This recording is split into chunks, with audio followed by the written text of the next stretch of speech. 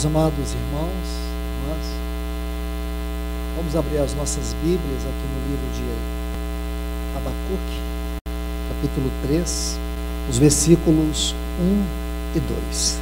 Oração do profeta Abacuque em diversos tons. Ó Senhor, tenho ouvido o que se diz de ti e temi. Ó Senhor, aviva a tua obra em meio aos tempos, e em meio aos tempos, faze-a conhecida. Na ira, lembra-te da compaixão.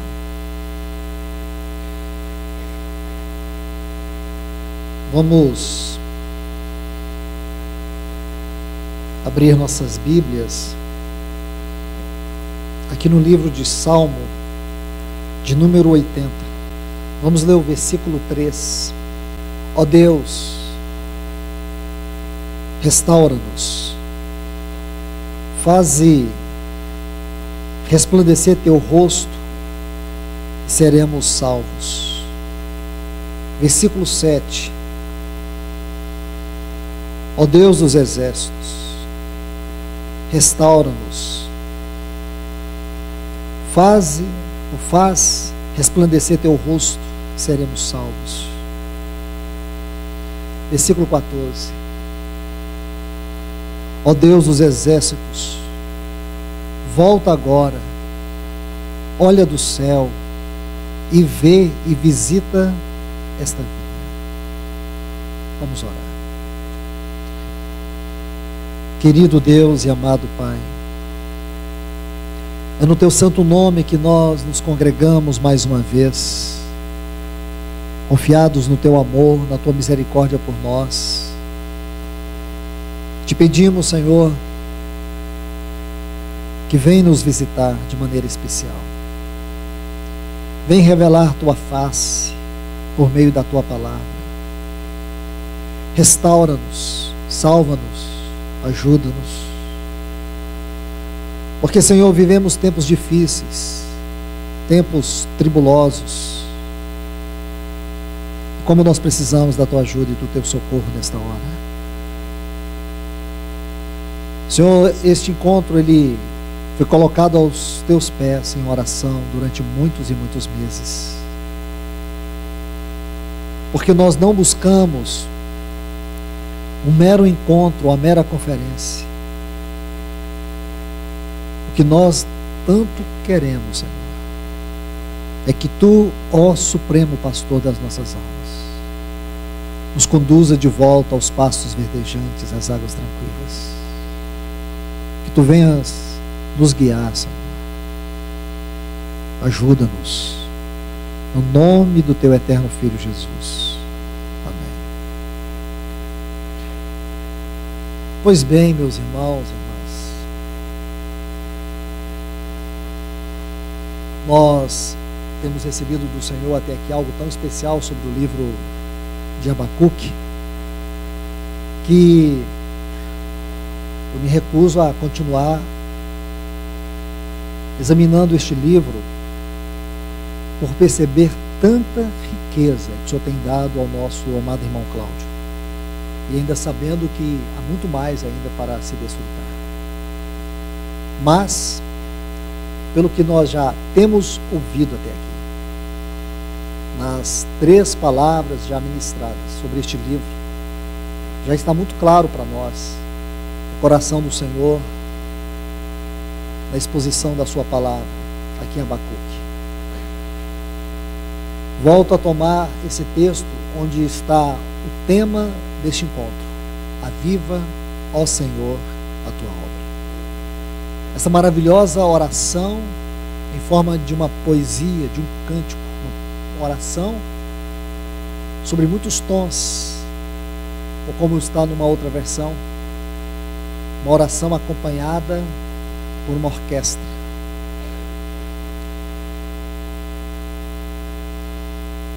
Na palavra de manhã eu compartilhei com você sobre a real situação da igreja, esse tempo de apostasia. Eu disse que citaria 3 textos Nós só vimos então eu quero prosseguir a partir deste ponto.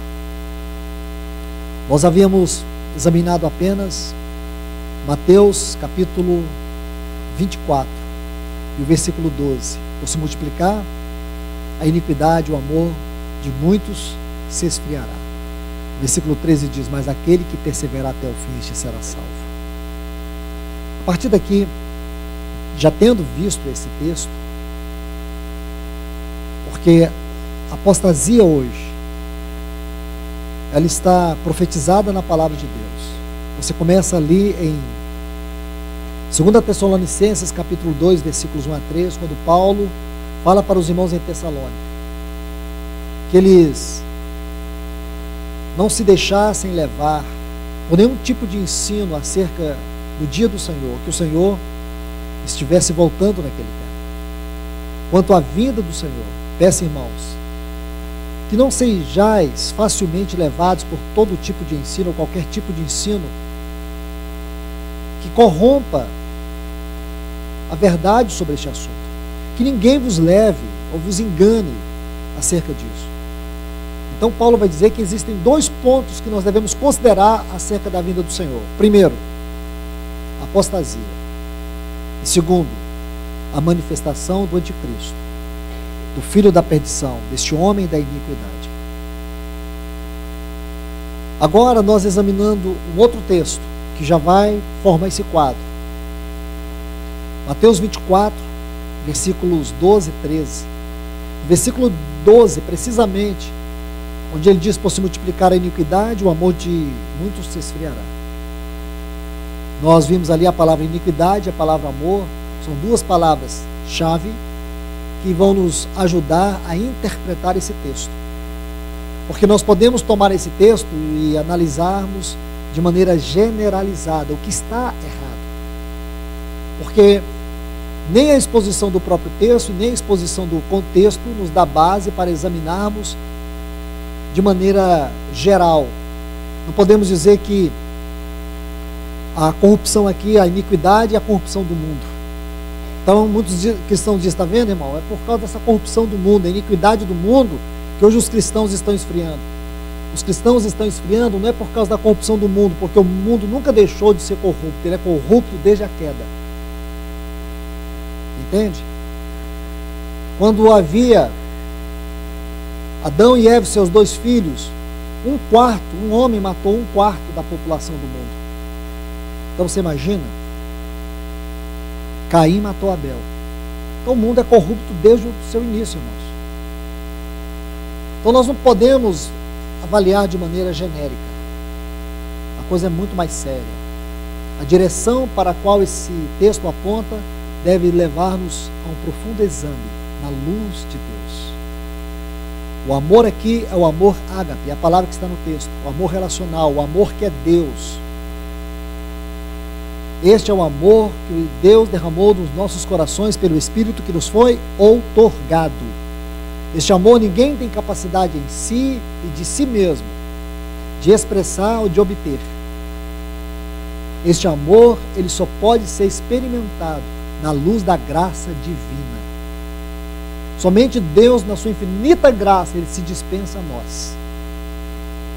E é nesse dispensar divino que nós experimentamos o seu amor.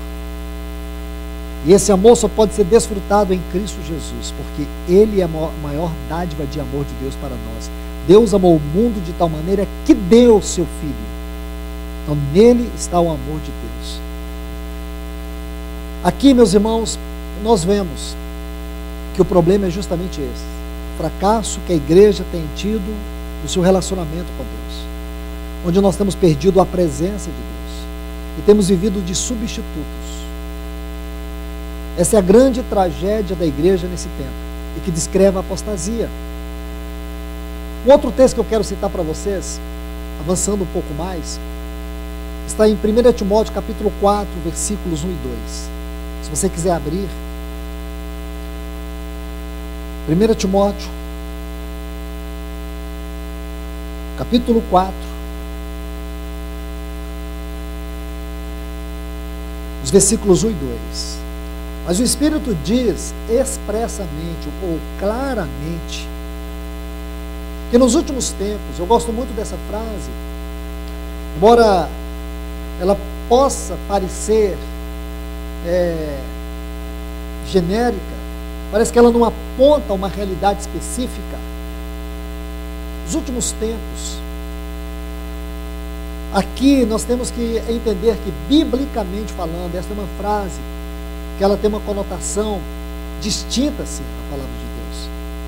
Ela aponta especificamente para a última fase da obra de Deus, os últimos dias, o tempo da iminência da volta do nosso Senhor Jesus Cristo. Sempre que você se deparar com essa frase no Novo Testamento, você precisa tomar cuidado. Talvez o único ponto onde ela não faça uma abrangência distinta está em Hebreus capítulo 1. Havendo Deus outrora falado a nós, pelos pais, pelos profetas, hoje, nesses últimos tempos, Ele nos fala por meio do Seu Filho. Agora, nessas outras porções aqui, sejamos mais cuidadosos no exame. Veja o que diz.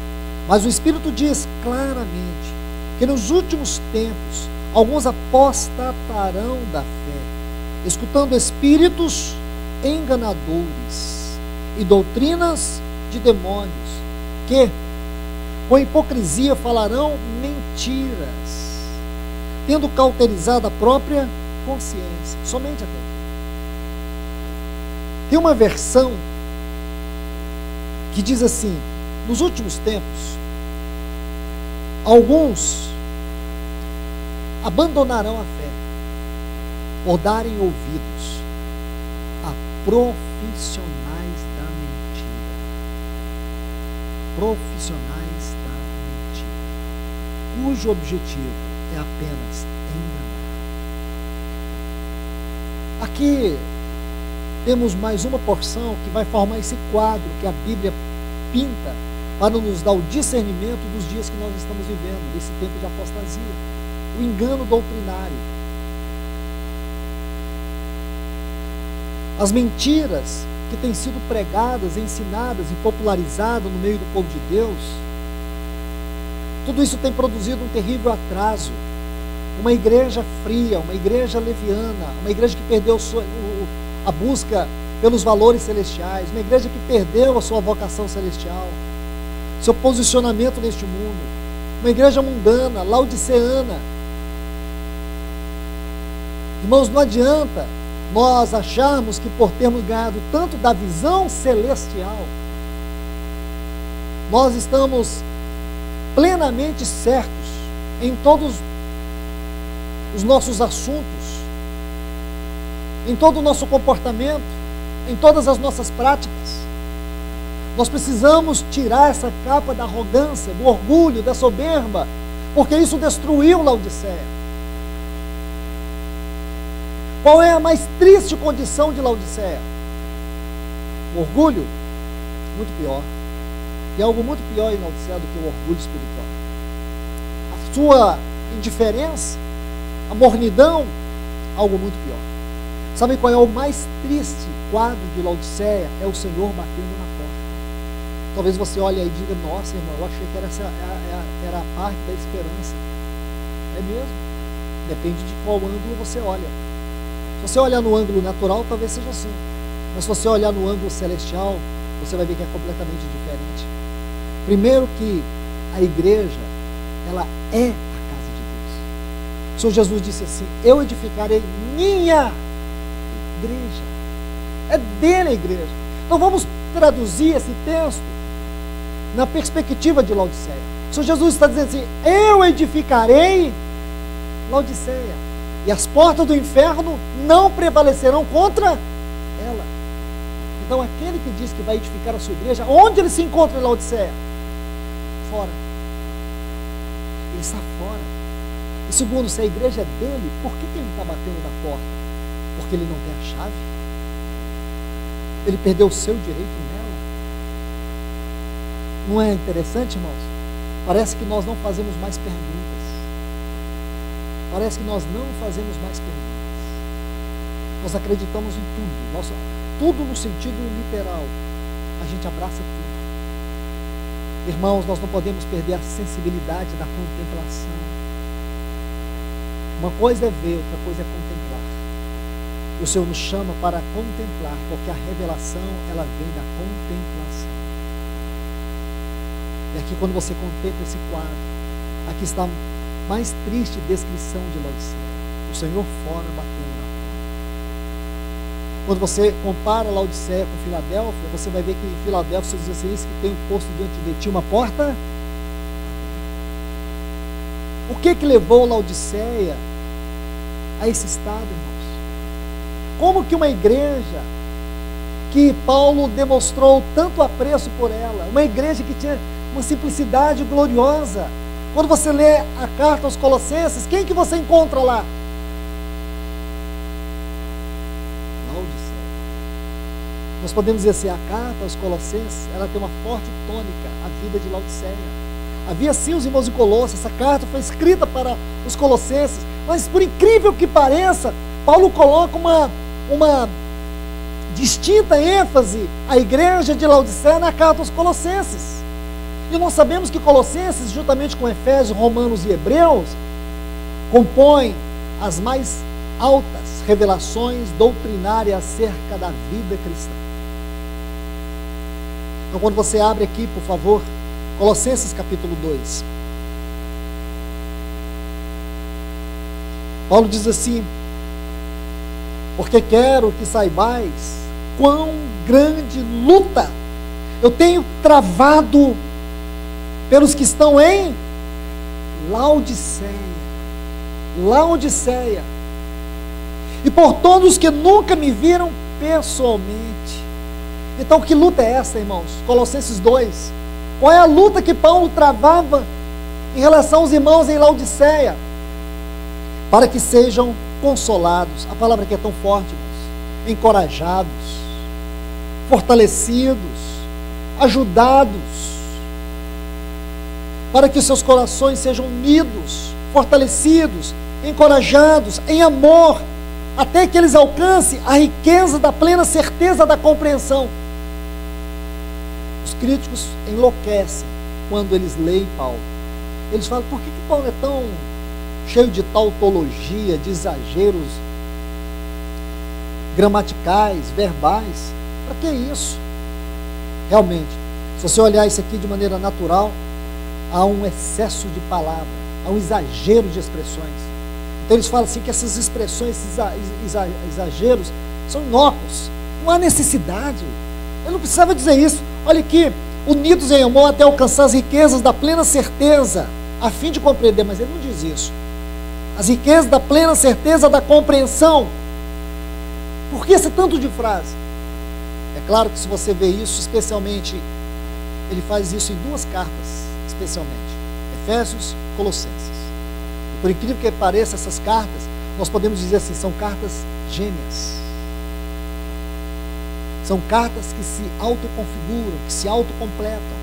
Dos 155 versículos que temos em Efésios, 75 deles, até mesmo de forma condensada, nós encontramos na Epístola aos Colossenses. Na Epístola aos Efésios, a ênfase de Paulo está na igreja, o mistério de Cristo. E em Colossenses, nós temos Cristo, o mistério de Deus. O mistério de Cristo, o mistério de Deus, Cristo e igreja. Não é pouco, né, irmãos? Isso é muito especial. Então, o que ele está dizendo para nós, irmãos? Ele está dizendo para essa igreja aqui em Laodiceia, que eles pudessem conhecer o mistério de Deus. Que mistério de Deus é esse, irmãos? Ele diz o mistério de Deus, vírgula, Cristo. E o que significa Cristo, o mistério de Deus? O que é isso? Você já ouviu falar nisso? Claro que sim, irmãos. Porque esse é o maior de todos os mistérios. Eu arrisco a dizer que talvez tudo que a gente lê na Bíblia vai convergir nesse mistério. Que tudo que Deus moveu de céus e terra, tanto no reino animal, mineral, vegetal, que nós vemos descrito na palavra, é para ilustrar, por meio de metáforas, esse mistério. E que mistério é esse, irmãos?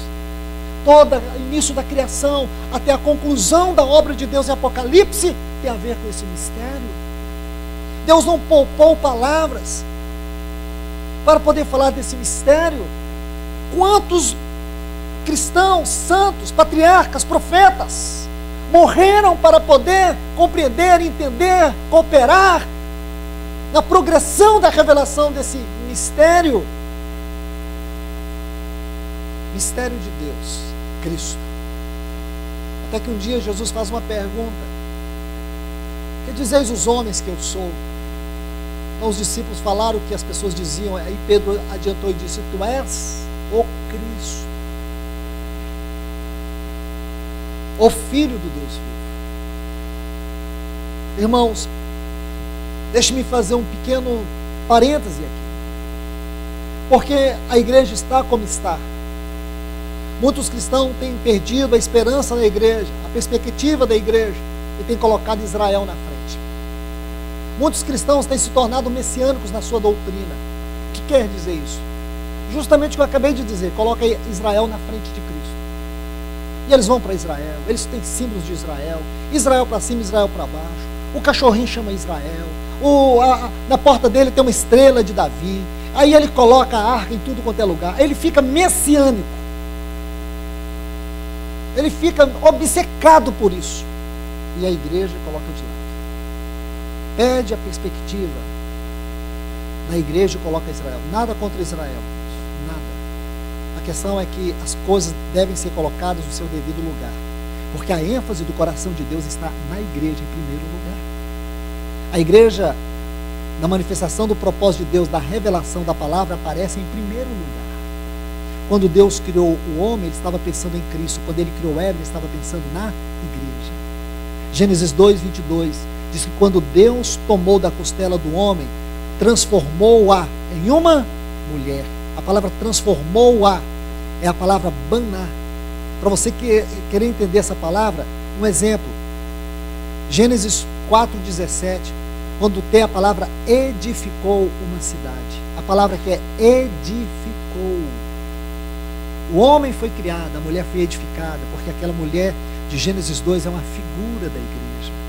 Cristo é a igreja. Esse é o assunto do coração de Deus. Esse é o tema central da Bíblia.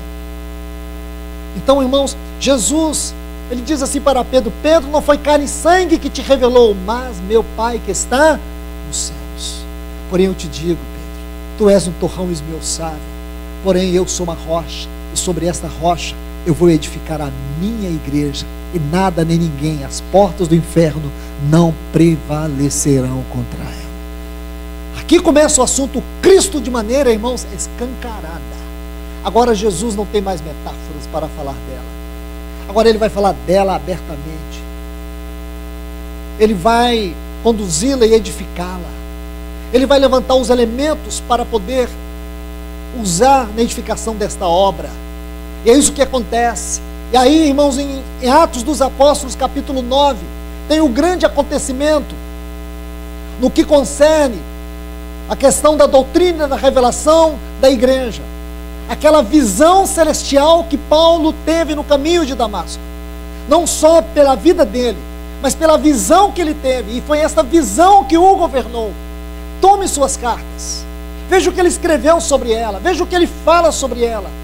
Veja como ele a define. Se você pegar cada um dos pontos pelos quais Paulo vai tratar desta igreja, você fica assombrado. Ele fica assombrado, irmãos. Ele mesmo fica assombrado. Quando ele vai falar dela, da maneira como ela é constituída na mente e no propósito de Deus, a maneira como ele está edificando ela, a multiforme sabedoria de Deus por meio dela. Então, você vai entender esse mistério de Deus. E Paulo tem uma visão ali. Essa visão é gloriosa, porque ela tem detalhes que precisam ser examinados. Sabe como, irmãos? Como Moisés, quando ele entrou ali no Monte Sinai, me perdoe, quando ele viu aquela sarça ardendo, e quando ele viu aquela sarça ardendo, irmãos, ele tirou a sandália dos pés. É dessa maneira. Para você entender isso, tire a sandália dos pés para entender essa visão. Porque quando Saulo tem aquela visão, ele cai por terra. Curiosamente, ele ficou cego e teve a visão. Que paradoxo interessante, irmãos. São os paradoxos de Deus.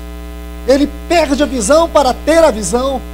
Ele perde a sua visão natural para ter momentaneamente uma visão celestial que iria governá-lo para sempre. Aí ele tem uma visão. Mas nós sabemos que este homem era um fariseu dos fariseus, da tribo de Benjamim. Sabe o que significava um judeu da tribo de Benjamim naquele tempo? Era sinônimo de fidelidade. Alguém que se dizia assim, eu sou da tribo de Benjamim.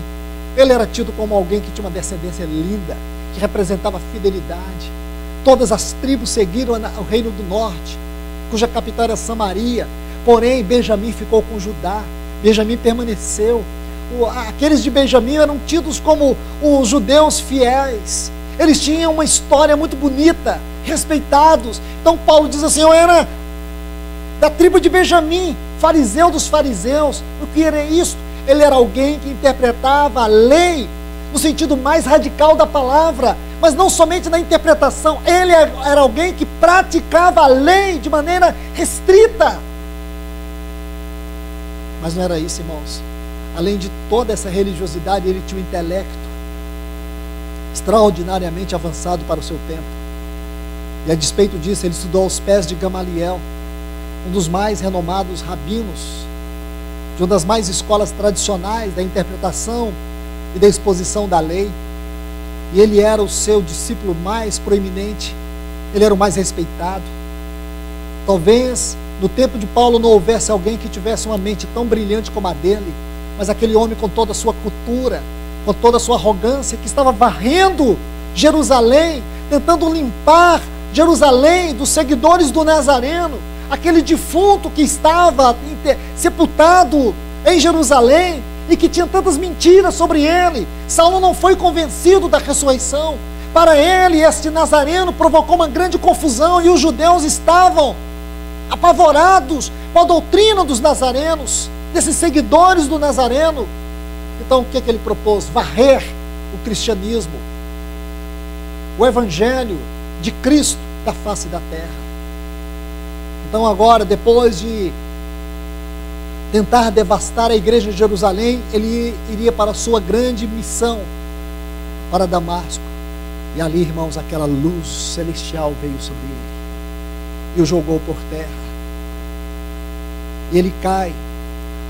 O texto sagrado é muito importante. Se você puder ter como tocar, conhecer um pouco o original das palavras, como o nosso irmão Cláudio bem nos disse, para a nossa edificação, isso ajuda tanto, irmãos. Então, quando você examina o texto original de Atos 9, as palavras de Paulo, elas são colocadas em forma de assombro, quando ele ouve uma voz com um chamamento celestial que lhe diz assim: Saulo, Saulo, por que me persegues? Irmãos, vamos examinar com cuidado. Ele faz uma pergunta assim: quem és tu, Senhor? Ele usa uma palavra muito bem colocada e escolhida, porque ele usa uma palavra que só se usava no mundo romano para César. Não era uma palavra muito comum para os judeus. Os judeus, eles tinham temor desta palavra. Os cristãos tinham rejeição a esta palavra, porque para um cristão não havia outro Senhor que não fosse o Cristo. Mas eles eram proibidos de referir a Cristo publicamente como Senhor. Então Paulo escolhe essa palavra e ele pergunta assim: quem és tu, Senhor? Aí o Senhor Jesus diz assim para ele: eu sou. Essa palavra é ego ele, eu sou.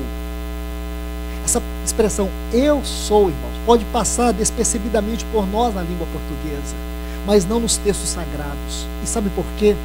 Porque só havia um único eu sou na literatura judaica cristã. Aquele lá de Êxodo 3, que disse assim para Moisés: eu sou o que sou. Quando Saulo ouviu isso, eu sou Jesus, ali ele viu que Jesus, a quem ele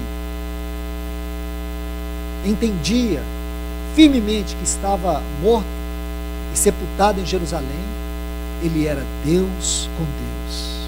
Mas não só isso, a quem tu persegues. Saulo não perseguia Jesus, ele perseguia os seguidores de Jesus.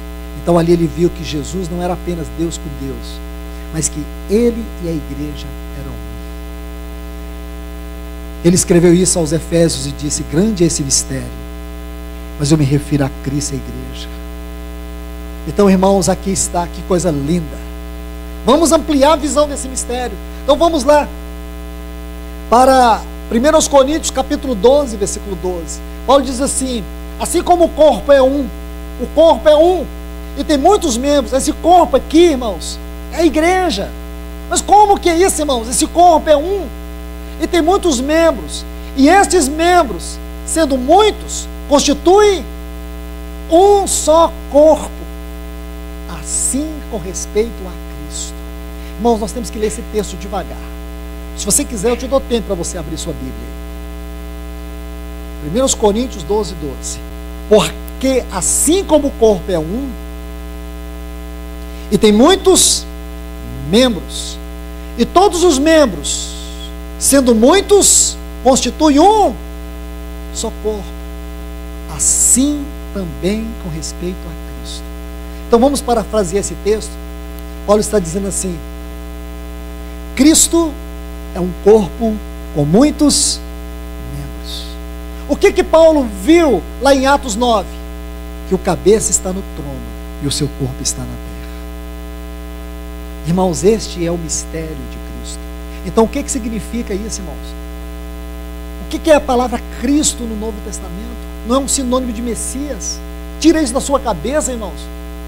Pare de traduzir a Bíblia, interpretar a Bíblia com o dicionário aberto. Melhor você traduzir e interpretar a Bíblia com o céu aberto. Então o irmão abre um dicionário qualquer e está lá assim, a palavra Cristo, Messias. Aí pronto. É isso para você? É isso que a Bíblia diz? A Bíblia não diz isso. O sentido literal da palavra é esse, mas a revelação da palavra não é esta. A revelação da palavra é que o termo Cristo é uma referência à igreja, que é o seu corpo, e o Senhor Jesus, o sumo sacerdote que está no trono, é o seu cabeça. Aleluia, irmãos. Então isso muda tudo para nós. Esse mistério de Deus muda tudo. Foi isso que Laodiceia rejeitou, irmãos. Foi isso que ela rejeitou. Paulo batalhou. Ele disse: eu batalho, eu estou travando uma grande batalha com os laodicenses. Para quê? Para que eles possam ter a compreensão exata deste grande mistério de Deus, Cristo. Então quando você abre a carta à igreja que foi escrita ao Laodiceia, você encontra aonde está Cristo em Laodiceia? Fora. Não está dentro. E você começa a ouvir o eco das palavras de Paulo. O que aconteceu com a igreja de Laodiceia, irmãos? Porque ela disse assim, de nada tenho falta. Irmãos, essa é a igreja moderna dos nossos dias. Como disse o irmão Tozer disse assim: se Deus retirasse o seu Espírito Santo da terra hoje, as denominações religiosas seguiriam e não sentiriam jamais a falta dele. Irmãos, eu falei alguma coisa errada aqui do irmão Tozer? Será que o irmão Tozer blefou? Ele disse isso aí por volta do ano 1963, 64, 62, por aí.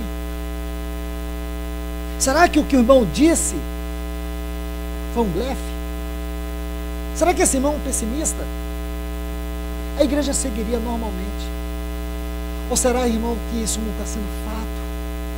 O Espírito Santo deixou de encabeçar a obra executiva de Deus na igreja. Porque nós temos irmãos que cantam, nós temos irmãos que pregam, nós temos irmãos que fazem tudo. Por que nós vamos precisar do Espírito Santo? O que significa este paracleto?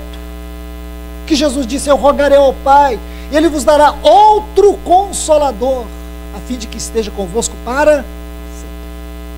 Ele não é um Espírito para estar conosco e nos encher só em conferências, só em encontros. Ele quer nos encher nos nossos casamentos, nos nossos relacionamentos, no nosso trabalho, em tudo. Ele não quer nos perder de vista.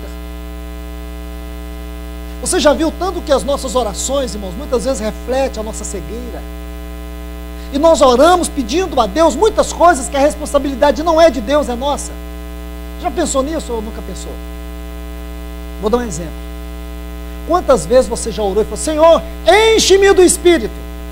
Alguém que já orou assim? Não precisa nem levantar a mão, pelo amor de Deus. Mas eu penso que muitos já. Eu falo de mim, quantas vezes orei? Quantas vezes eu já levantei a mão: Senhor, enche-me do Espírito? Até um dia que a luz raiou no meu coração, eu senti vergonha disso. Falei: meu Deus, que vergonha. Nós estamos pedindo para Deus aquilo que a resposta deve ser nossa. Nós pedimos que Deus faça alguma coisa que nós temos que fazer. Existe uma ordem explícita, Efésios 5,18. É um imperativo. Sabe qual é o modo do verbo ali? Imperativo. É Deus que diz para nós: enchei-vos do Espírito. Ele já deu o Consolador. Então a gente se esconde de trás de uma falsa espiritualidade, quebrantamento. Enche-me do teu Espírito. A gente canta, irmãos: oh, enche-me Espírito. Não canta ou não canta? Ninguém conhece essa canção? Isso só canta lá na Oceania? Isso canta, irmãos. A gente tem muitas canções que a gente canta: enche-me do Espírito, enche-me do Espírito. Irmãos, eu não sei, posso estar errado e eu quero ser corrigido, mas para mim, até onde eu consigo ver hoje, isso é uma grande balela espiritual. Isso é uma brincadeira que nós desenvolvemos em tempos de apostasia, em tempos de cegueira, porque nós não ouvimos mais o Espírito. Sabe por que o Espírito não fala? Não é porque ele não quer falar, é porque nós não queremos ouvir. Não é o Espírito que não fala, é nós que não queremos ouvir, nós que não escutamos. Não é responsabilidade de Deus nos encher, é a responsabilidade de nós nos encher, porque o Espírito já foi dado, é nós que não bebemos. A gente fala assim: Senhor, ajude-me a andar no Espírito. Ele tem nos ajudado tanto, irmãos. Ele tem feito tanto, e a gente não estende, a gente não se rende, a gente não se quebranta. Deixe-me tomar uma porção que está lá em Êxodo, capítulo 33, quando Deus fala assim para Moisés: eu não posso andar com este povo, porque é um povo de dura cerviz. Sabe o que é dura cerviz? Esse aqui, irmãos, ó, não se rende, não se curva, não se quebranta. Uma cerviz dura, um povo que não se dobra diante de Deus. A gente fala assim: ó Senhor, nos rendemos aos teus pés, mas fica com o pescoço para cima. Acho que a gente deveria ajoelhar, render, pôr o rosto no chão e depois dizer: Senhor, nos rendemos. Isso não rende nada, irmãos. Vou citar outra palavra do irmão Toso, que eu já citei centenas de vezes. Ele fala assim: os cristãos não gostam de mentir, só de cantar nas reuniões da igreja. É mais ou menos um pouco daquilo que eu disse, e hoje eu estava considerando isso juntamente com o Beto. Nós podemos cantar canções que cantam os atributos de Deus. Começar o último que nós cantamos, a penúltima que nós cantamos.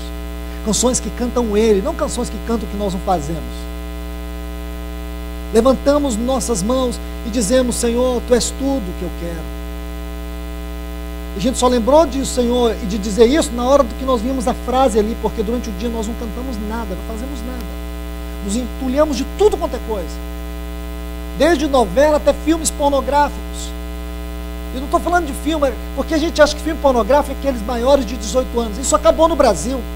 Até filme de Cinderela, irmãos, já tem atos pornográficos, coisas sutis ali, espalhadas, a gente não percebe nada, mente cauterizada.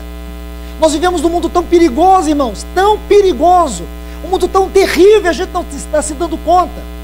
Eu sou de uma época, irmãos, que a coisa mais perigosa que tinha era beber leite com manga.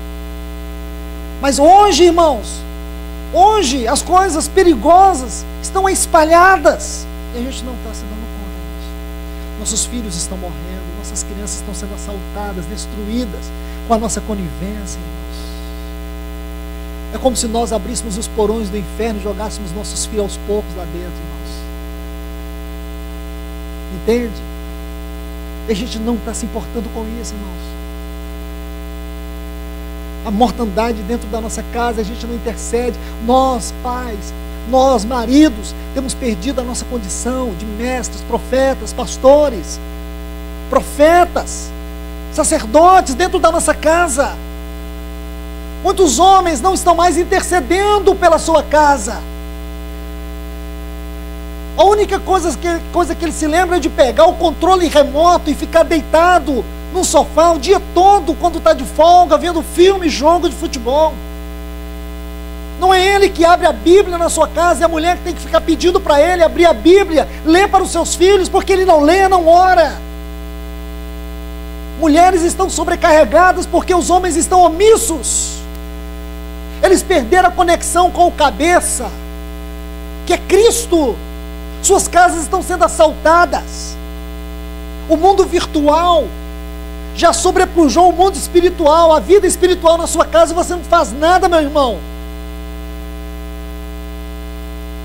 Crianças com sérios desvios de caráter, e os pais não importam, omissos, irresponsáveis. Por que você foi ter filhos? E você só fica se queixando do seu casamento. Por que você não dobra os seus joelhos e tome um papel sacerdotal pela sua casa? Se coloque diante de Deus e da sua casa. Nunca podemos, irmãos, ter um avivamento com homens vivendo essa condição. Mas nosso assunto aqui é Laodiceia. Vamos voltar. Então, irmãos, era isso que Paulo batalhava pela igreja de Laodiceia. Mas ela dizia: rica sou, não tenho falta de nada. É como, irmãos, se eles dissessem: nem Cristo nos basta mais. O Senhor diz para ela assim: você não sabe da tua condição, tu és um miserável, pobre, cega, a tua vergonha está exposta. Compre de mim ouro refinado. Sabe o que é o ouro? A glória e o caráter de Deus. Isso tem a ver com o candeeiro removido lá de Éfeso. O Senhor diz: volta e pratica as primeiras obras, senão virei a ti e removerei do teu lugar o teu candeeiro. Um outro ponto, irmãos, que me chama a atenção aqui de Laodiceia, deixe-me mostrar para vocês no capítulo 4 aqui de Colossenses. Versículo 16 está assim: quando esta carta, Colossenses 4,16, quando esta carta for lida entre vós, fazei que também seja lida na igreja dos Laodicenses, e que a de Laodiceia também seja lida por vós. Irmãos, o fato da Bíblia ter 66 livros não quer dizer nada. O número 66 não quer dizer nada. Se tivesse mais um 6 na frente, seria 666 livros. Então não faz diferença. Ou se não tivesse só uns 6 livros, também não faz diferença. Porque essa questão de número não faz diferença. Mas o certo é que nós sabemos que poderíamos ter pelo menos 67 livros, porque um livro foi escancaradamente perdido aqui. Um livro não está aqui, irmãos. Uma carta não está aqui. O mesmo Paulo que escreveu para os Colossenses também escreveu para os Laodicenses. E a carta de Laodiceia não está aqui, irmãos. E por que não está? Veja o que ele diz: quando essa carta for lida entre vocês, Colossenses, que ela também seja lida à igreja de Laodiceia, e que a carta que foi lida na igreja, foi escrita para os Laodicenses, também seja lida entre vocês. Os Laodicenses perdeu a carta, ou essa carta se perdeu, porque é uma igreja que não valorizou a palavra de Deus. Oh, irmãos, esta é outra descrição terrível da apostasia dos nossos dias: o desprezo à palavra de Deus. Ou a buscamos para ter conhecimento intelectual dela, ou a temos desprezado. O Senhor nos chama para nós ler essa palavra, para que sejamos lidos por ela. O Senhor, Ele quer que nós tenhamos uma comunhão com essa palavra, para sermos transpassados por ela, para que ela entre na nossa vida, para que ela fale a vontade de Deus, que ela reprove aquilo que não é de Deus e que está em nós. Não é simplesmente uma mera leitura devocional, é uma leitura que nos perfura, é uma leitura que nos incomoda, é uma leitura que produz e gera comunhão com Deus, que nos leva à oração, que nos leva ao quebrantamento. Mas o que aconteceu com Laodiceia? O que fez com que a igreja de Laodiceia se tornasse um sinônimo de apostasia, de indiferença, de arrogância, orgulho espiritual? E essa igreja, ela perdeu o grande depósito espiritual que foi enviado a ela. Você vê, irmãos, que triste condição é esta. E isso que nós temos visto em nossos dias, irmãos. Um terrível desprezo à palavra, ao ministério da palavra. Nós somos uma geração que temos visto a igreja ser doutrinada com música. Música. Hoje a música ocupa um lugar muito mais relevante na cultura evangélica do que o ministério da palavra. As pessoas gostam de ouvir música, ouvem no carro, nada contra, irmãos, eu também gosto. Mas a música nunca deve ocupar um lugar central na nossa vida, porque toda adoração cristã não é para a nossa alma, é para Deus. Mas mudou tudo, irmãos. Hoje a música é para alegrar o culto. O culto alegre é aquele que tem música. Se não tiver música no culto, o culto não é culto. O que nós fizemos, irmãos? O que nós fizemos com as coisas sagradas? O que está acontecendo com o povo de Deus, irmãos? Nós estamos gritando Maranata. O que nós nos tornamos? Será que é isso mesmo? Será que este mistério de Cristo somos nós? Será que o que a Bíblia fala da igreja é isto? O corpo de Cristo é só isso? Será que esses textos onde nós lemos no Salmo 80, restaura no Senhor, visita no Senhor? A música tem o seu lugar, irmãos, porque a música não deve ser uma ação, deve ser uma reação. Eu até acho que a música deveria ser a última parte do culto e não a primeira. Eu acho que ela deveria ser no final da reunião e não no início. Irmãos, é pessoal, não é doutrinário não. Entende, irmãos? Porque ela tem que ser uma reação. Uma reação. E hoje, entenda, música é uma coisa, adoração é outra. Música é uma coisa geral. Certo? Música é uma coisa geral. Nós podemos pegar uma música aí, como tem algumas assembleias que eles gostam de pegar essas músicas que tem a letra bonita. Não importa quem fez, nem como fez, nem onde fez, nem por que fez, mas pega e canta. Tanto faz, não é música. Pode pegar também uma música sacra, linda, feita por Wesley, e cantar a nível de música. Adoração não, irmãos. Adoração é uma reação do Espírito de Deus no nosso espírito.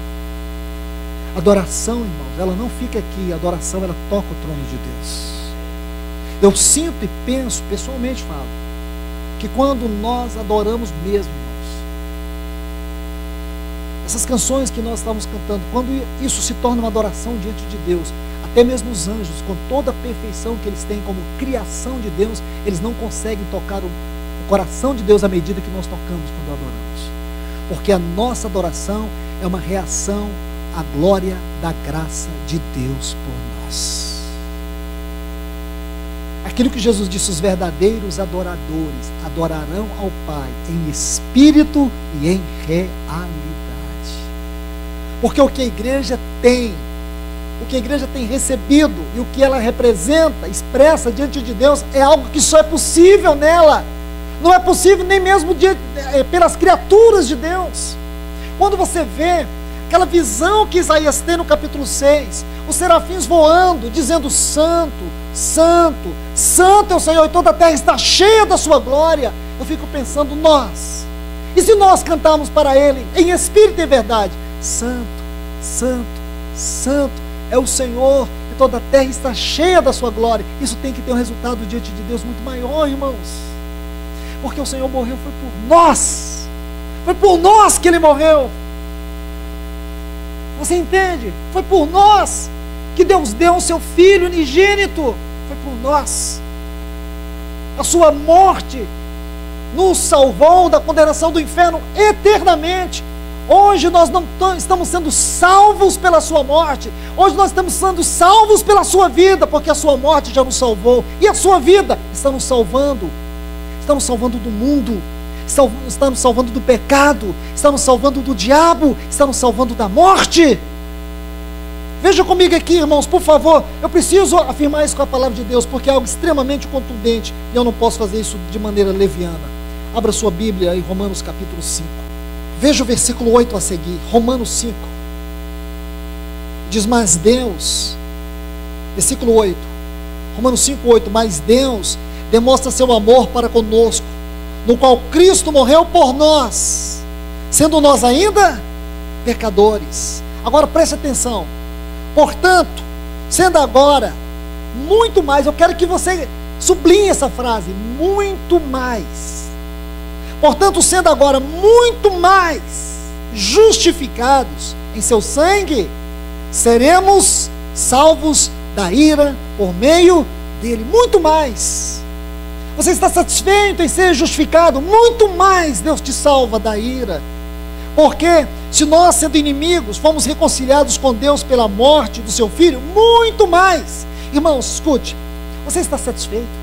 Você está satisfeito de um dia ter sido inimigos de Deus e agora você foi reconciliado por Cristo Jesus? Por meio de Cristo Jesus? Você está satisfeito com isso? Não, a Bíblia diz muito mais. Muito mais. Estando reconciliados, seremos salvos por sua vida.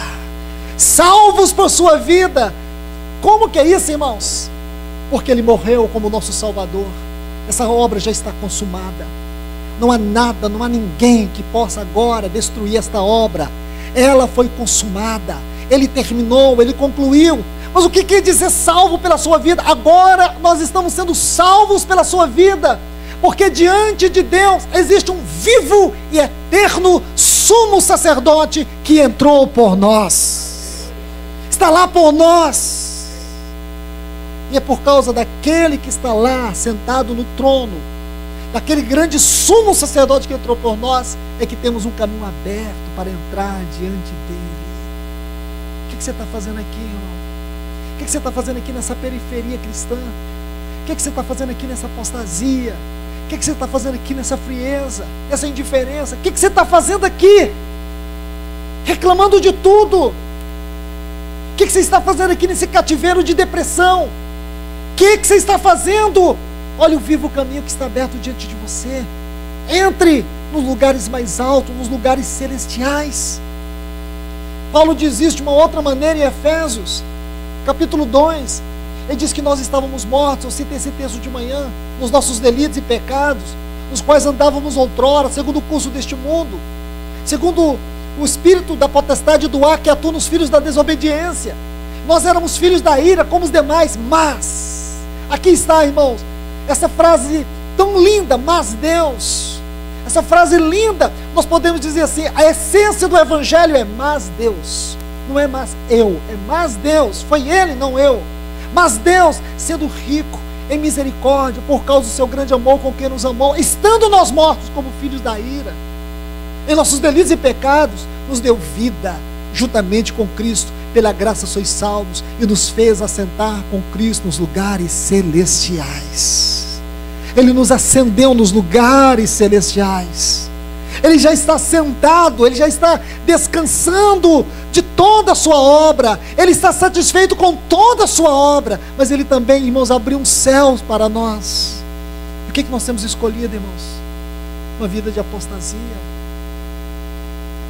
Não é possível, irmãos, que nós vamos permanecer a vida toda nisso, enquanto o Senhor está voltando para buscar esses remidos, esses remanescentes. O Senhor hoje chama um remanescente para sair de toda essa frieza, de todo esse pântano da apostasia.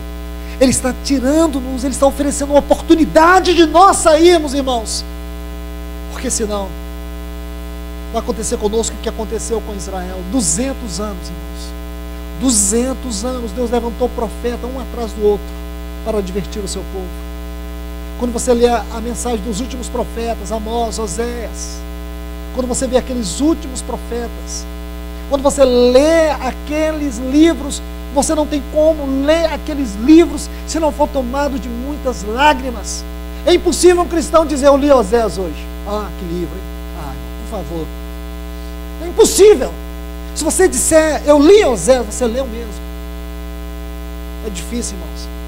Você tem que ficar transtornado quando você entende o que está escrito ali. Quando você lê Amós, não tem como você não ficar transtornado, porque você vê que 200 anos Deus chamou o seu povo. Eles acharam, irmãos, que era impossível. Eles eram o povo da aliança. Olhe para Judá, 40 anos Jeremias advertindo aquele povo, 40 anos.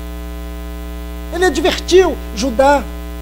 Judá achava, enquanto o tempo estivesse em pé, era impossível que a Babilônia entrasse ali.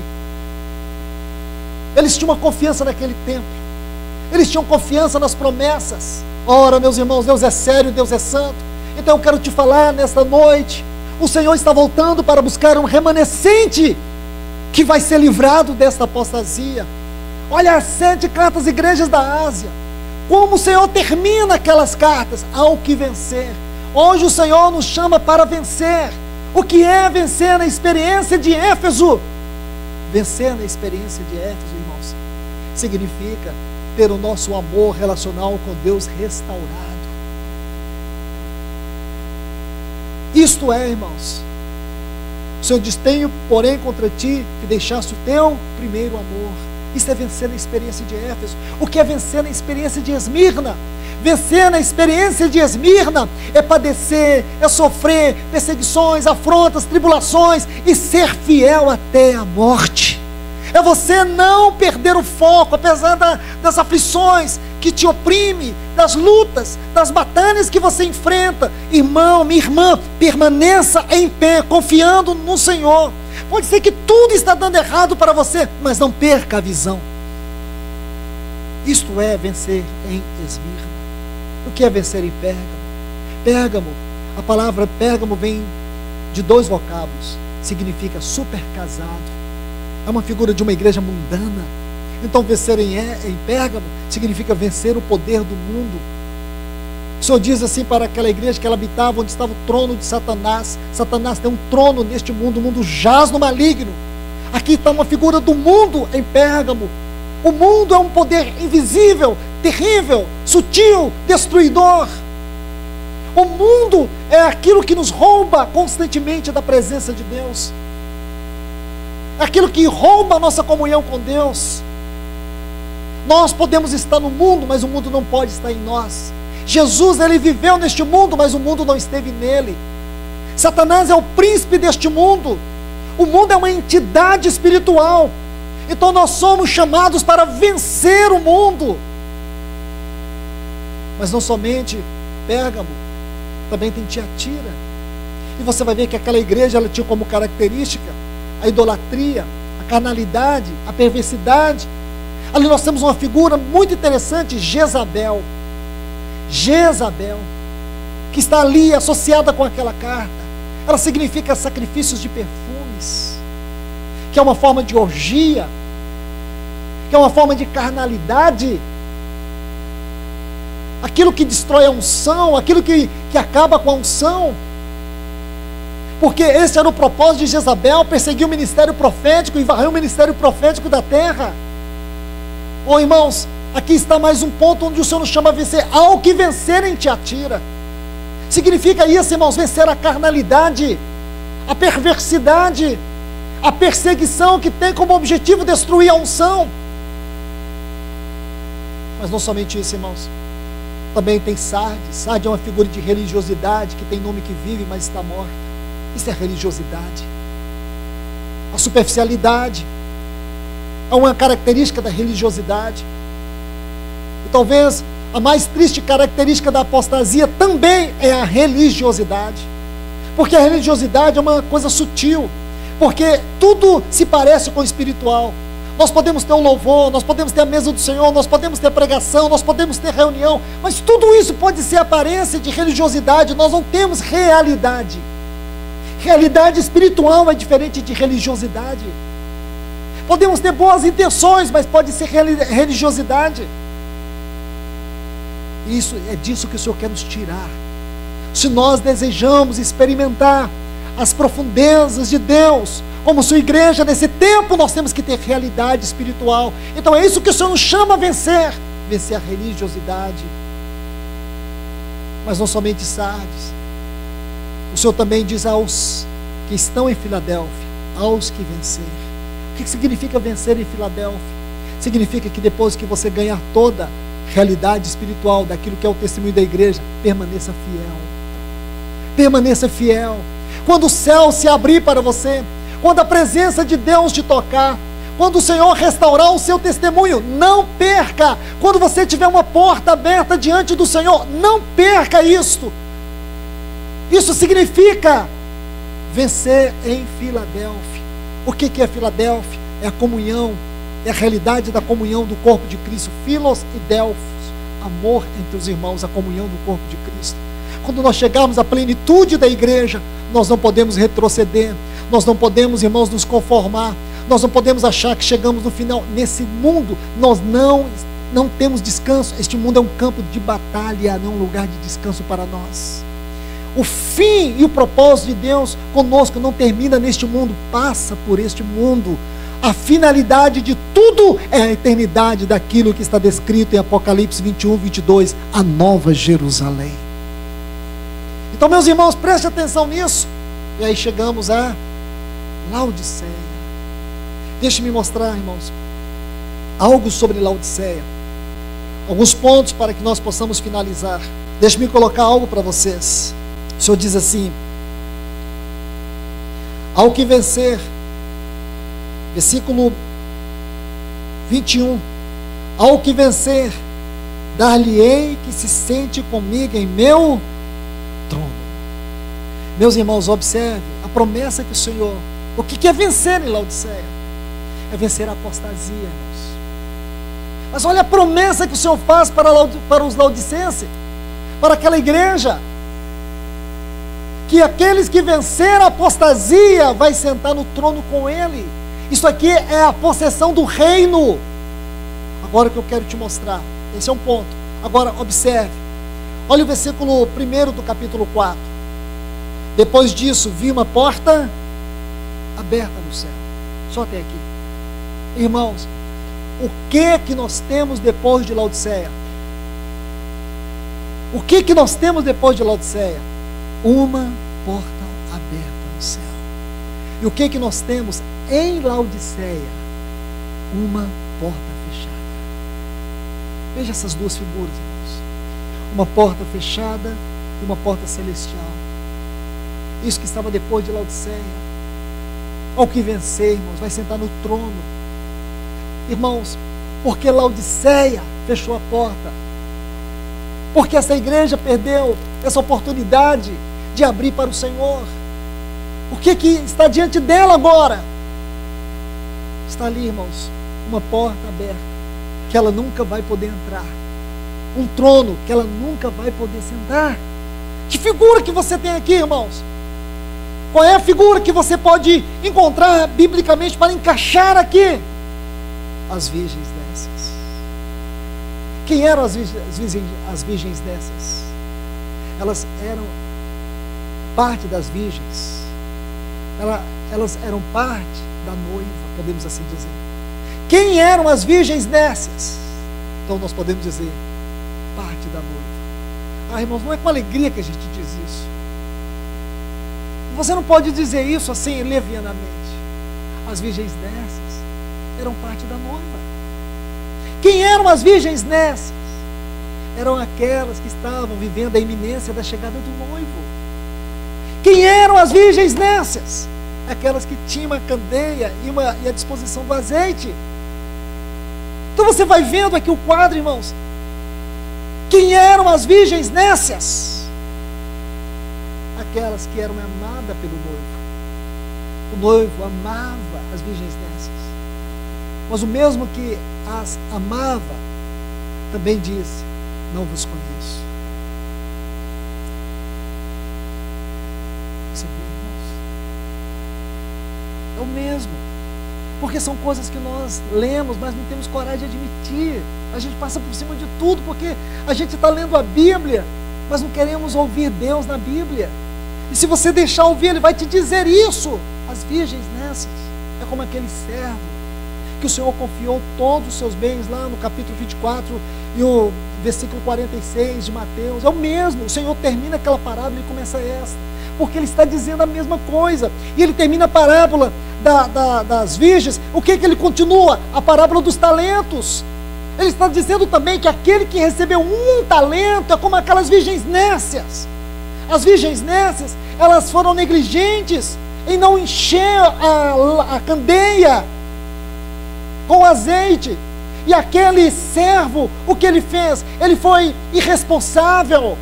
Ele pegou aquilo que o Senhor lhe confiou e enterrou. Você vê, irmãos, responsabilidade e negligência. É isso que tem gerado apostasia, irmãos. Porque nós estamos nos recusando a ser cheios do Espírito. nós temos entristecido o Espírito, nós estamos apagando o Espírito. Hebreus diz pior ainda, é como se nós estivéssemos pisando sobre a obra do Espírito, e depois nós oramos, enche-nos do Espírito. Não é, irmãos, responsabilidade de Deus, é responsabilidade nossa, porque o maior Ele já fez, Ele deu o seu Espírito.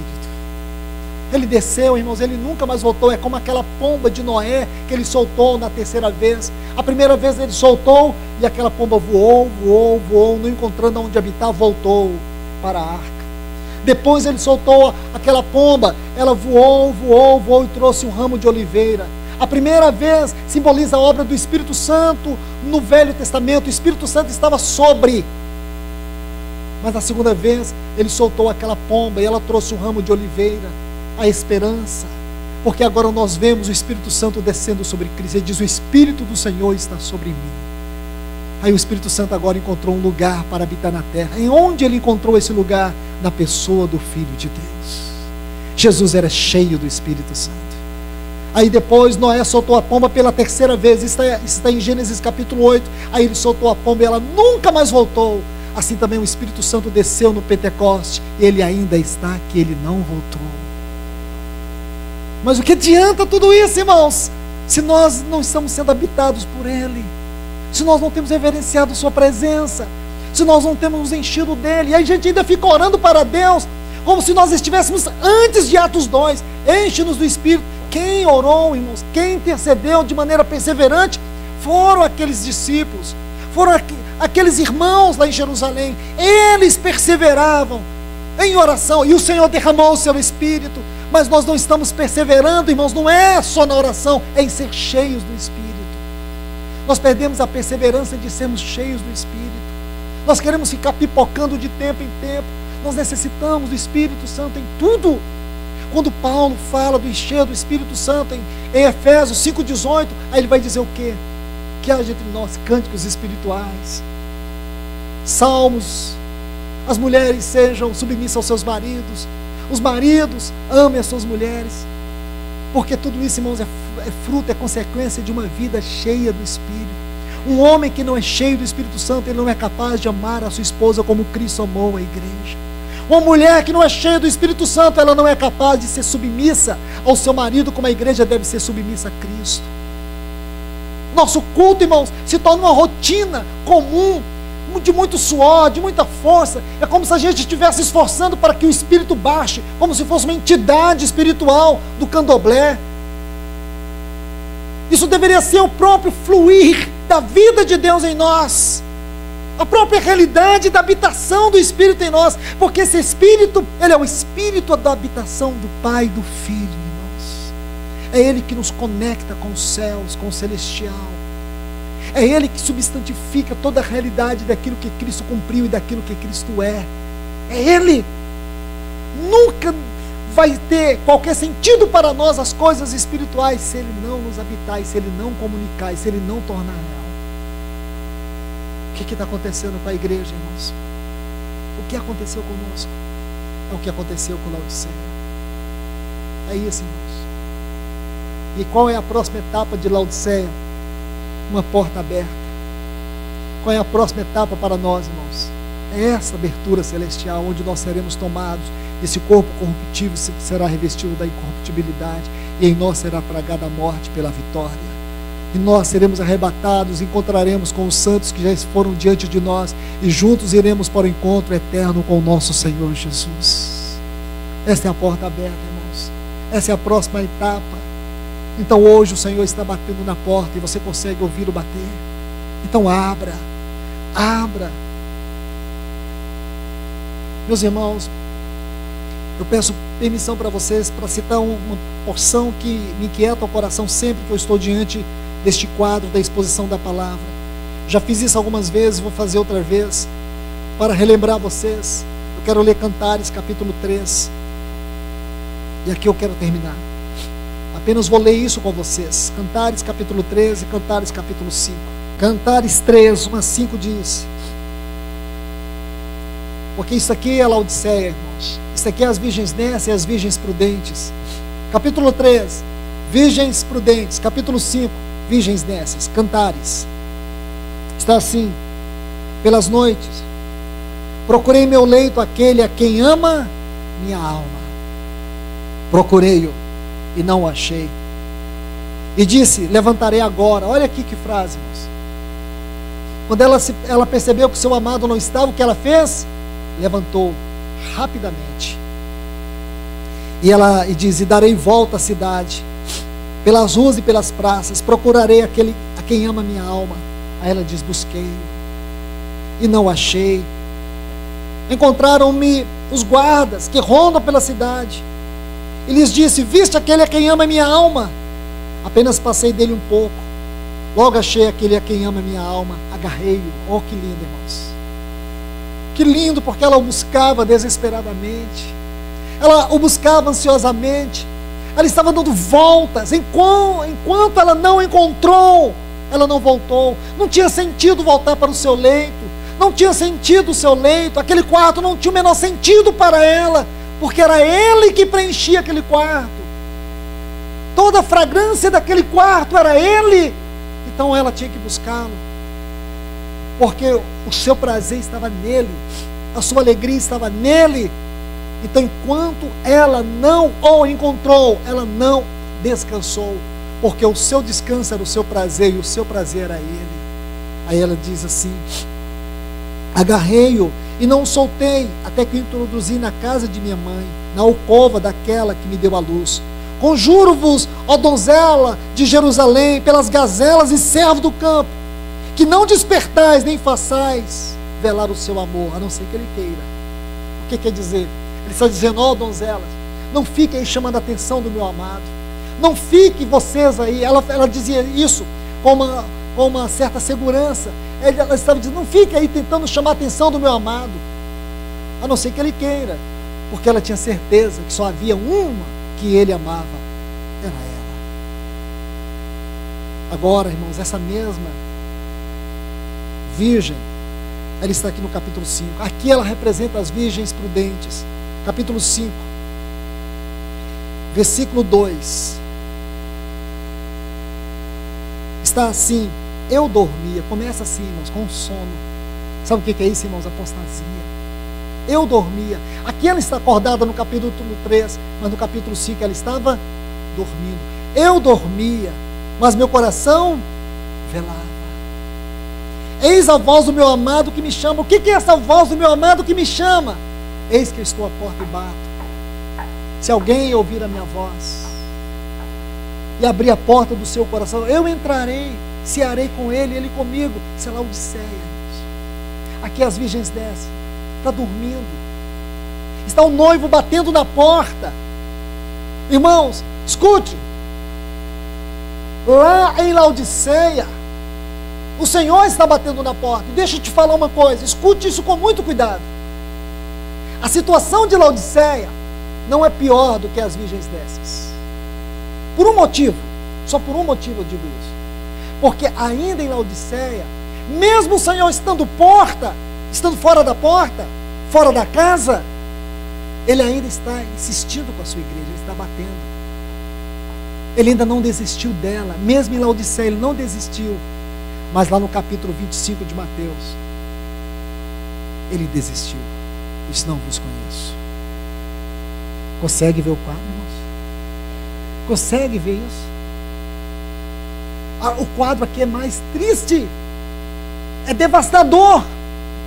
Como que você lê essa história das 10 virgens e você não fica chocado? Se você conseguir ter revelação disso, você vai dizer: meu Deus, como é possível o Senhor dizer para sua igreja: não vos conheço, apartai-vos de mim.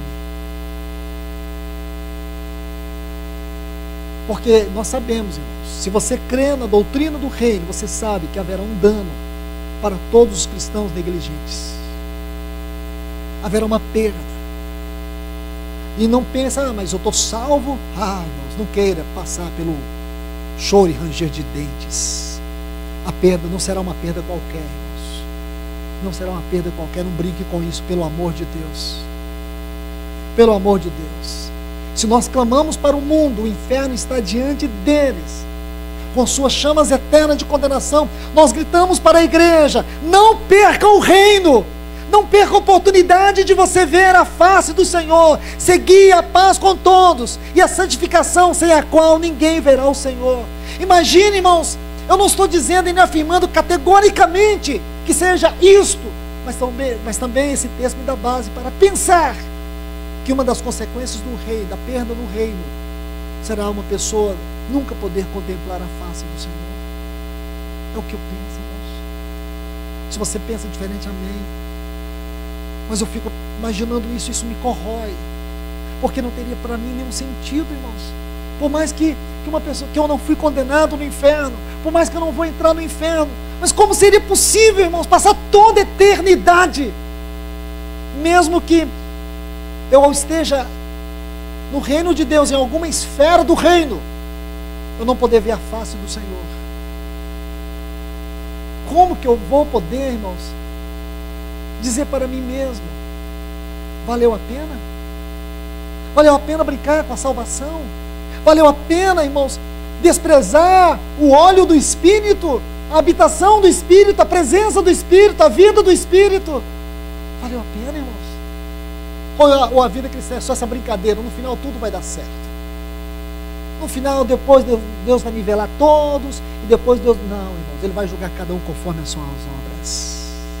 Leia 1 Coríntios capítulo 3, a partir do versículo 10. Paulo diz: eu como sábio construtor lancei o fundamento, agora cada um edifica sobre ele, porém cada um veja como edifica, porque a obra de cada um, irmão, será provada pelo fogo. Pode ser madeira, palha e feno, natureza humana, obra humana e glória humana, e isso vai ser destruído pelo fogo. O fogo vai provar a obra de cada um. Alguns vão ser salvos, todavia terão que passar pelo fogo. Isso é o dano da segunda morte. Isso é sério, irmãos, não é assunto para essa conferência. Só digo para vocês, isso é sério. Não brinque com isso. O Senhor está dizendo: não vos conheço. Que dom, irmãos, você um dia ser reprovado diante do Senhor. Aqueles que me negarem diante do mundo, eu negarei diante do Pai. Que dom será isso, irmãos? Mas que alegria será, irmãos, como está no capítulo 2, versículo 7 de Efésios. Parece que o quadro que a gente tem ali, quando ele diz assim: para demonstrar nos séculos vindouros a riqueza da sua graça para conosco. Demonstrar nos séculos vindouros a riqueza da sua graça para conosco. Teve um irmão que ele ilustrou esse texto assim, irmão Martinho Lloyd Jones. É como se houvesse um grande teatro, um anfiteatro nas mansões celestiais, nas esferas celestiais. E o nosso Senhor Jesus chega diante de todos os principados e potestades que estão diante dele e diz: agora eu vou mostrar para vocês qual é o fruto da riqueza da minha graça. Diz aqui: eis aí ela, a minha noiva. Sabe, irmãos, ele ilustrou esse texto, Efésios 2,7, para mostrar nos séculos vindouros a riqueza da sua graça para conosco. Que lindo isso, irmãos! Vinde, benditos de meu Pai, possuí por herança o reino que está preparado para vós. Que coisa, irmão, será para nós essa alegria, você chegar diante do Senhor e de servo bom e fiel, foste fiel no pouco, sobre o muito te colocarei. Que, irmãos, nós não podemos perder isso. O Senhor está batendo na porta. Então diz assim: eu dormia, mas meu coração velava. É a voz do meu amado que me chama, é a voz do Senhor batendo na porta. Abre-me, irmã minha, amiga minha, pomba minha, perfeita minha. Você consegue ouvir o batido do Senhor na porta de Laodiceia? Era isso, irmãos, ele estava batendo lá, mas ele estava batendo com a sua voz. Era a sua voz. Ele estava dizendo para ela: abre-me, abre-me, amiga minha, pomba minha, perfeita minha, porque minha cabeça está cheia do orvalho, meus cabelos cheios das gotas da noite. Agora olha o que ela diz: despi-me de minha roupa, como me vestirei? Como? Não é como me vestirei, para quem me vestirei? O Senhor não apresentava mais nada para ela. Sua condição era melhor. Rica sou, de nada tenho falta. Por que que ela vai se levantar? Por que que ela tem que se levantar? Irmãos, essa vida de conforto que nós procuramos nesse mundo, muitas vezes, é um meio de nós excluirmos o Senhor da nossa rotina. Essa busca desenfreada que nós temos do ter, É simplesmente, irmãos, para preencher um vazio da onde nós tiramos o Senhor. Porque o Senhor não ocupa mais. Porque se o Senhor ocupasse esse vazio do nosso coração, nós não nos sentiríamos compelidos em buscar as coisas tão desesperadamente a ponto de perder tempo, a ponto de ter na nossa vida o nosso tempo roubado. E não seríamos um fracasso na oração, não seríamos um fracasso na comunhão, não seríamos um fracasso na palavra. É porque nós temos uma busca errada, de valores errados. Mas aqui está o Senhor. E aqui está uma noiva que está dormindo. Outrora, irmãos, quando ela era uma virgem prudente, ela nem dormia enquanto ele não estivesse do lado dela, porque ele era a sua prioridade. Mas aqui ele não é mais a sua prioridade. A prioridade dela é ela. Rica sou, de nada tenho falta. Ela não sente falta dele, irmãos.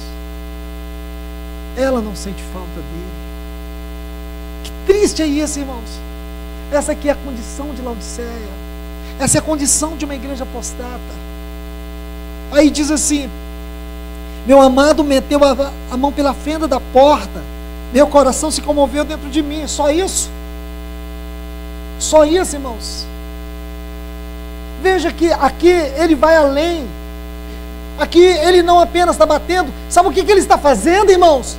Ele está forçando a porta.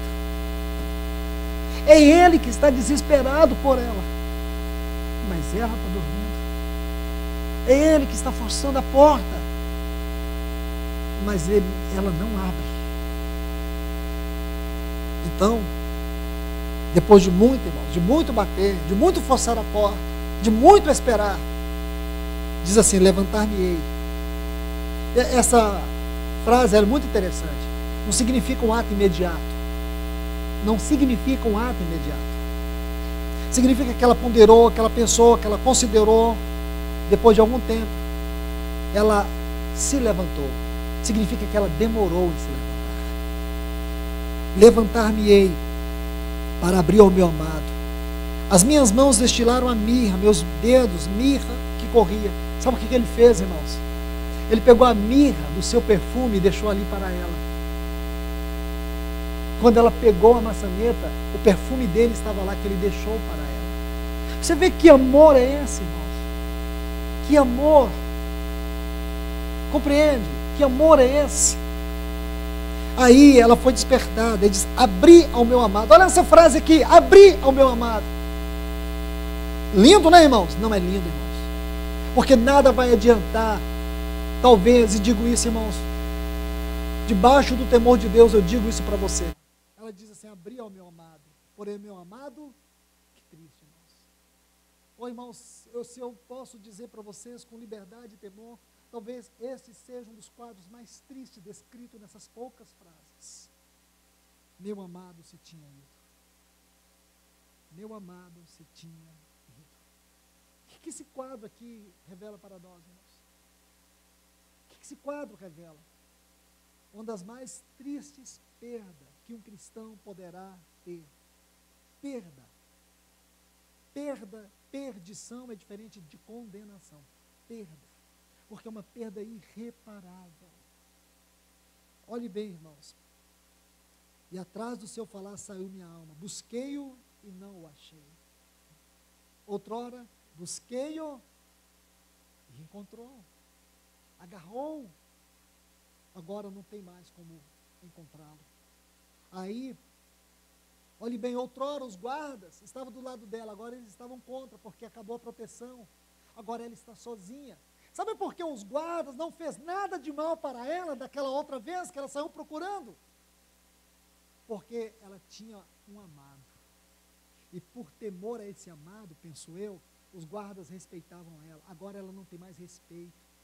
Olha o que diz: encontraram-me os guardas que rondam pela cidade, bateram-me, feriram-me. Está vendo aqui, irmãos? Irmãos, por favor, eu não quero que nenhum de vocês um dia, nenhum de nós experimentemos isso. Mas para que isso seja real, para que essa promessa se cumpra, nós precisamos hoje, se ouvirdes a sua voz, não endureçais o vosso coração. Então está vendo aqui?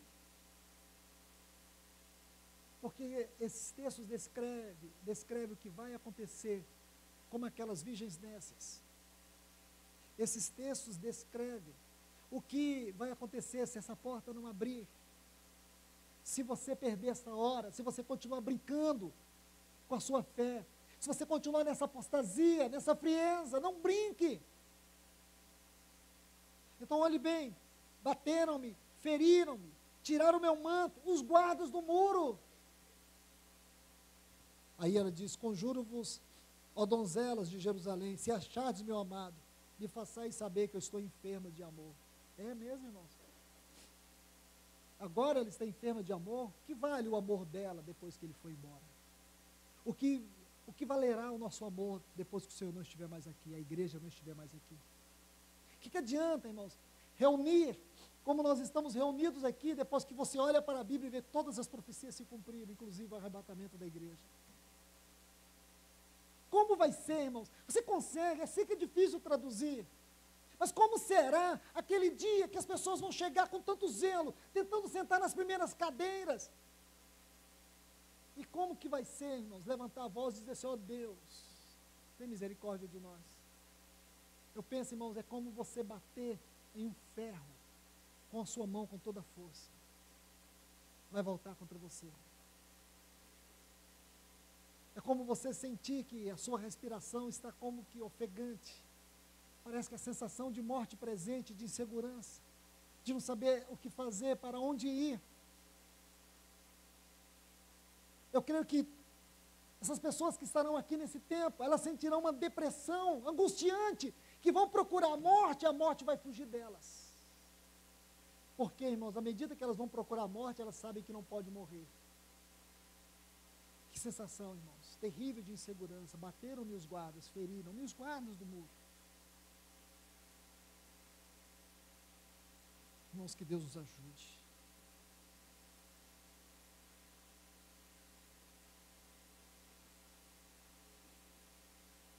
Se nós queremos experimentar um grande avivamento, nós teremos que vencer essa apostasia presente, irmãos. Nós temos que ler esse capítulo 3, enjoelhar aos pés do Senhor e dizer: Senhor, é esta igreja que eu quero ser.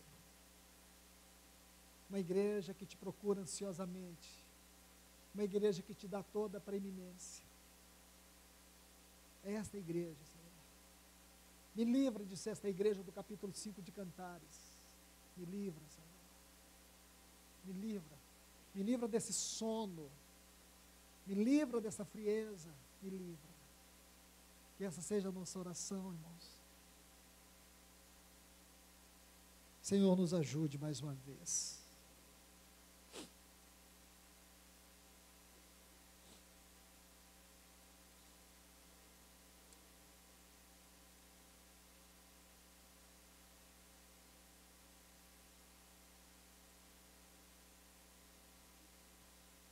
Nos ajuda, Senhor. Nós precisamos do Teu socorro nesta hora, Senhor. Senhor, nós cremos que o Senhor está voltando, Senhor. Quando olhamos para a Tua palavra, nós temos certeza que o Senhor está voltando. Quando olhamos à nossa volta, nós temos certeza que o Senhor está voltando. Para onde quer que nós olhamos, nós temos certeza que o Senhor está voltando. Até mesmo quando olhamos para a nossa condição, nós sabemos que o Senhor está voltando. Então nos livra, Senhor, dessa apostasia na qual nós entramos com os olhos abertos, Senhor. Essa apostasia, Senhor, que nós permitimos tomar conta da nossa casa, da nossa vida. Tem muita coisa errada dentro de nós, Senhor. Tem muita coisa errada na nossa própria vida, Senhor. Tem muita coisa errada no nosso casamento, Senhor. Tem muita coisa errada com os nossos filhos, que é permissão nossa, Senhor, é conivência nossa, é complacência nossa, Senhor. Senhor, nós estamos tentando viver de substituto, Senhor. Nós estamos colocando um véu sobre as coisas, ó Deus. Estamos enganando a nós mesmos, Senhor. Vem, Senhor, e toca a Tua trombeta no nosso coração, Senhor. Senhor, nós queremos ouvir o toque da Tua trombeta nos chamando, Senhor. Não deixe que nós permaneçamos assim, ó Deus. Tem misericórdia da Tua igreja. Vem, visita-nos, vem, restaura-nos, vem, salva-nos, Senhor. Vem sobre este lugar, sobre cada vida aqui, ó Deus. Senhor, nós clamamos a Ti no nome de Jesus. Oh, o Senhor ama a Tua igreja, nós sabemos que o Senhor ama o Teu povo. Senhor, vem, mete a mão pela fenda da porta, Senhor. Não desista de nós, Senhor. Persista conosco, Senhor. Por favor, Deus, nós te rogamos no nome do Teu Filho Jesus. Oh, Deus, vem agora sobre cada um de nós, Senhor. Porque o Senhor conhece a condição de cada um dos que estão aqui. Tu conheces, Senhor, a quantidade de entulhos que há no nosso coração. Senhor, que nós venhamos ser uma resposta sobre aquilo que nós mesmos oramos, Senhor. Que ao invés de te pedirmos para sermos cheios do Teu Espírito, que nós venhamos dar passos significativos para uma vida cheia do Espírito, Senhor. A responsabilidade é nossa. Mostra para o teu filho, para a tua filha, que a responsabilidade é deles. Ser cheio do Espírito é uma responsabilidade nossa. Andar no Espírito é uma responsabilidade nossa, Senhor. Ajuda-nos, ó Deus. Nós te pedimos agora no nome de Jesus.